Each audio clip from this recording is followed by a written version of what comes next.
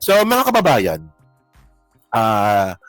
itong si Kiko Barsaga po talaga, no, mukhang wala talagang pakialam kung siya may matatanggal bilang congressman. Kaya nga, ito no, medyo dito natin makikita na sobrang irresponsible po talaga ni Kiko Barsaga. Kasi aminin man natin o hindi, nakakuha na po talaga ng fan base si Kiko Barsaga, especially po sa mga DDS.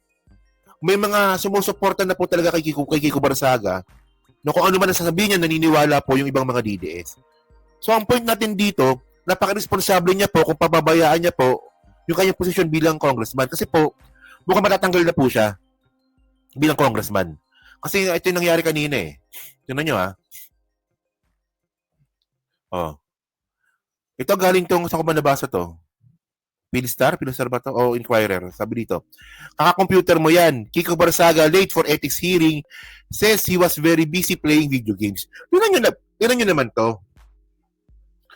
O yung mga bobang mga DDS, hindi nyo pa rin bagets? Di ba? Naniniwala kayo kay Kiko Barsaga kasi congressman siya. Meron siya mga binabanggit na naniniwala kayo sa kanya. So, ibig sabihin nun, no, kapag si Kiko Barsaga po natanggal, so paano na ipaniniwala nyo sa kanya? Paano kayo bibitbitin ni Kiko Barsaga kung siya mismo matatanggal bilang congressman? Oh, abnoy po si Kiko Matos. Abnoy yun, no? Kiko Matos. Abnoy yun. Lang yan, no? Abnoy. Oh. Tingnan nyo, ethics hearing niya po kanina. Hindi siya pumunta. Oh, hindi siya pumunta. So, ano ba mangyayari dito? Kasi mga kababayan, ito po yung pagkakataon po ni Kiko Barsaga na pagtanggol po yung sarili niya. Kung bakit hindi po siya dapat kasuhan sa ethics. At alam naman po natin, no, na kapag ang ethics po nagkaso sa isang congressman, ang pinakamalupit po na parusa dito, tanggal bilang congressman. Oh. Kung ano si Kiko Barsaga, abnoy. Kiko Matos, abnoy. Si Coco Locoy, abnoy. Klase, Sara, abnoy. Oh. Abnoy ang mga DDS, yun ba yun?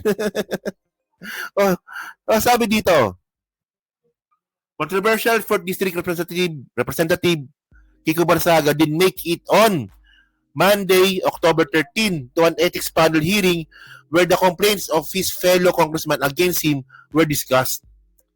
So, hindi siya nagkaroon ng pagkakataon para pagtanggol sa sarili niya.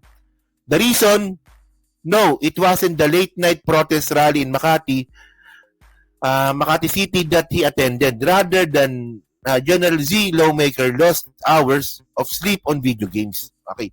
Gen Z lawmaker pala. Okay. So ngayon kasi mga kababayan, no. Ito yung umamin pa si Kiko Barsaga, no, na nag-video game siya. And by the way, mga kababayan, no, hindi pwede sabihin po ni Kiko Barsaga na siya po ay na-late, matulog. Kasi the first place, late na po siya pumunta doon. At saka siya rin po yung unang-unang umuwi. Hindi pa ata umabot ng isang oras yung pagpunta niya sa rally. Tapos isusumbat niya, pumunta ako ng rally, kaya ako na-late. Ay? Ano yun? Ganon? Oh. So my hearing was already over by the time I arrived. I was there. I could not have spoken. Barsaga said in a chance interview with the House of Representative reporters. So may video dito eh. May video dito. Panoorin natin itong video. Ito na ba? Ito. Said that on record during the hearing? No, my hearing was already over by the time I arrived. Okay. But I believe my legal team has stated that for me. So you were not able to speak during the hearing, sir? I wasn't there. I couldn't have spoken. But why were you late, sir? Why were you late? We were very busy last night. About, sorry. I was just playing games on my computer. That's why you were late po. And you Yes. weren't able to attend your ethics. Yes. Okay. Thank you. Okay, thank you. May sense of humor, Takeru. Puta, ethics committee, may sense of humor. Tawa naman ako doon. Actually, no, yung pinag-uusapan kasi natin dito, posisyon mo bilang congressman na bumoto sa'yo sa constituents mo. At yung impluwensya mo sa mga DDS, hindi pwede sense of humor dito. Di ba? Hindi pwede sabihin na sense of humor ito kasi ito po ay usapin pong seryoso. Di ba? Usapin seryoso yun eh kasi pag di mo sinagot yan, tanggal kang congressman. So paano na yung mga naniniwala sa DDS, iniwan mo na lang sa ere na naman. Oh. So ito yung sabi ni ni Congressman Puno. Puntaan natin to. Ito.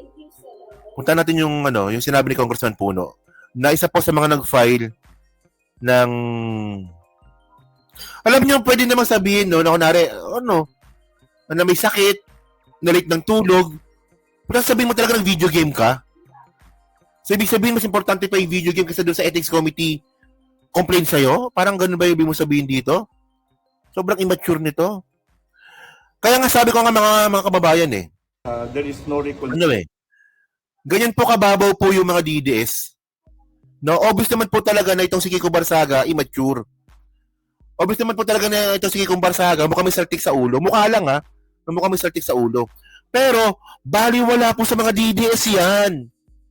Kasi importante po sa mga DDS, importante dito, tirahin mo si BBM, si Bangag, at tirahin mo si Tambaluslos. Ganyan po kababaw yung mga bobong mga DDS. Wala silang pakialam na kahit na sinto-sinto, mukhang sinto-sinto, si Kiko Barsaga, wala silang pakialam na sobrang immature ni Kiko Barsaga. Importante sa kanila, di ba? Bastusin mo lang yung presidente. Parang si Pulong.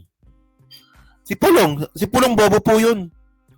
Pero idol po ng mga DDS. At wala po na ipasang batas si Pulong, di ba? Si Pulong Duterte. Tagal ng congressman, wala pa lang naipasang batas nun. Pero idol ng mga DDS. Tingnan nyo lang ito obserbahan nyo si Pulong. No, kung paano magsalita. Kung paano yung body language. Kung paano kumilos. Bubumin mahina talaga. So, ito mga kababayan, tinan nyo to. Pulong iyot man. So, ito yung nangyari ngayon. Tinan nyo to. Sinabi ko, there is no reconciliation because this is not a personal grievance. Hindi naman sa akin ang insulto. Ang insulto ang gusto pala ni Kiko Barsaga reconciliation. Tama nga naman. Ang binastos naman kasi ni Kiko Barsaga, hindi naman po yung congressman, kundi yung Congress mismo. is to the institution. So, yun. I don't know when the subcommittee will take cognizance of this, but I have put everybody on notice that this is not a personal grievance on my part. So there is no reconciliation that is necessary or even possible. Yun, no? So walang reconciliation, no? Kiko Barsaga, walang bati-bati.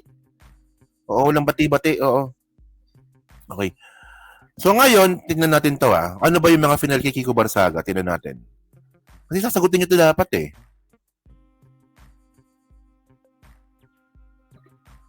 Ito. Sinabi ko. So ito nabalita ito noong September 15, no? NUP moved to file ethics complaint versus Representative Kiko Barsaga over alleged misconduct in Congress. So misconduct, unbecoming bilang congressman. So ethics committee talaga to, no? So ito yung mga ito po yung mga violation ni Kiko Barsaga. A violation of the House Code of Conduct, specifically Rule number 20, Section 41. So, which requires members to act in a manner that reflects credibility on the House. So, kasi mga kababayan, tandaan po natin, si Kiko Barsaga po, congressman. Kung ano man ang gagawin po niyan sa loob o sa labas po ng Kongreso, nakaka-apekto po ito sa institusyon mismo ng Kongreso mismo, ng lower house. So, alam naman po natin kung paano kumilos si Kiko Barsaga, di ba? Parang may saltik talaga At paninindigan niya pa talaga, nang walang alinlangan. A breach of Republic Act 6731, no? Also known as the Code of Conduct and Ethical Standards of Public Officials and Employees by engaging acts contrary law, good morals, customs, and public policy. So yung papabulag-bulag nga po ni Kiko Barsaga no, sa loob ng Congress, no? Parang bata, men. Unethical conduct that potentially violates Article 142. No? So ito yung mga sasabi. Pertains inciting to sedition. Ito pala. Ito mabigat to. Diba? Which pertains to inciting to seditious activity. Tandaan natin mga kababayan, no? Na noong September 21, si Kiko Barsaga po yung isa sa mga nag-udyok na mag-rally. Okay lang yung rally pero yung manggulo. So seditious activity po talaga yun na kailangan sagutin ni Kiko Barsaga. So actually, dito pa lang mga kababayan, no?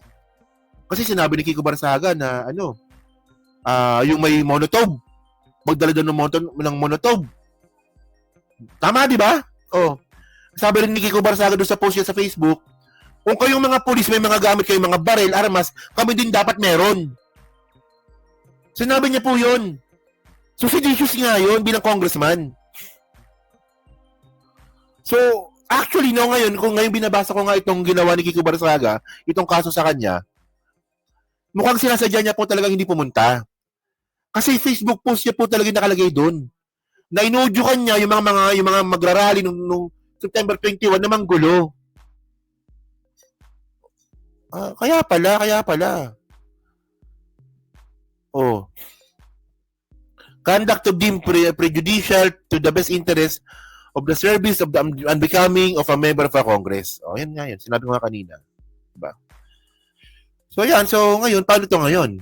Hindi ka umattend. So, ang mangyayari dito, default. Default mangyayari dito. Kasi in the first place, matagal nang sinabihan itong si Kiko Barsaga na itong date, yung itong oras na pupunta.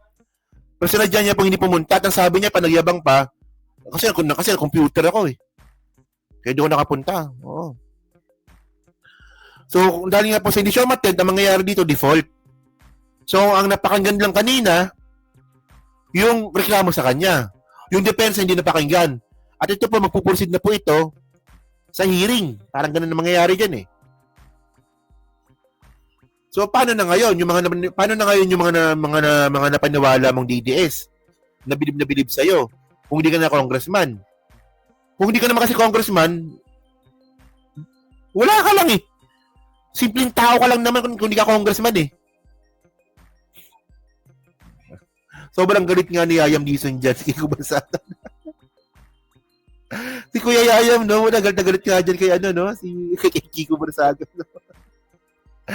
So yun mga ka-streetwise, no? So kayo po, no, pumasabi nyo nga po dito sa hindi po pag-attend. At malaki po yung chance na posibleng matanggal na nga siya dito bilang congressman. Ganun po yun eh. Kasi by default, ganun na mangyayari dyan. Di ba? So yan, so pa-comment lang po sa baba. Binabasa ko pong lahat yan. At syempre, dyan po sa Team Replay, pa-like, pa-subscribe. At kung hindi makalabisan, pa-share na po ng video po na to. Okay? Yan, so thank you mga kababayan. No? So kita na lang ulit tayo sa nating content